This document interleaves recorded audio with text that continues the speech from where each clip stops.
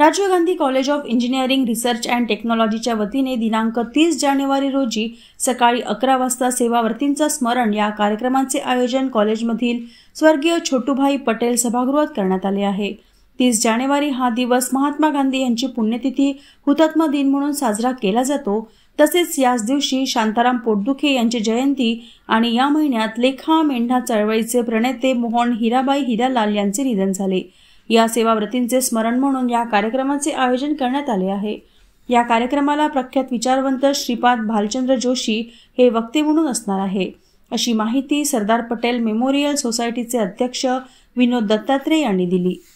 सेवाव्रतींचं स्मरण अशा त्या कार्यक्रमाची रूपरेषा आहे।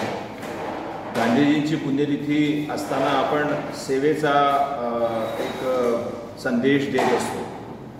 गांधीजींच्या पुण्यतिथीसोबत आमच्या शांताराम पोटदुखेंची सुद्धा जयंती त्या दिवशी असते आणि चंद्रपूरचे एक थोर सुपुत्र मोहन हिराबाई हिरालाल यांचं सुद्धा नुकतंच 23 तारखेला दुःखद निधन झालं।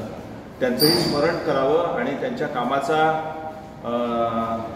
थोडासा आढावा घेऊन नवीन पिढीला चंद्रपूरच्या नागरिकांना काम माहिती व्हावं। समाजसेवेचंच त्यांचं काम होतं, गांधीवादी विचारसरणीचे होते।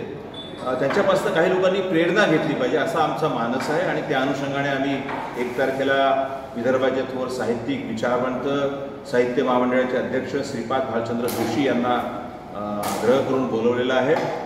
डॉट 11 वाजता ते येणार आहेत। 11 वाजता गांधीजींना श्रद्धांजली समर्पित करून आम्ही कार्यक्रमाची सुरुवात करणार आहोत आणि त्यांचं व्याख्यानसुद्धा त्या दिवशी आयोजित केलेलं आहे।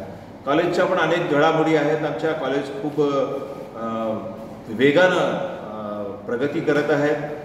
या जिल्ह्याच्या गडचिरोली जिल्ह्याच्या यवतमाळ जिल्ह्याच्या विद्यार्थ्यांना चांगलं तंत्रशिक्षण मिळावं म्हणून आमचा प्रयास आहे।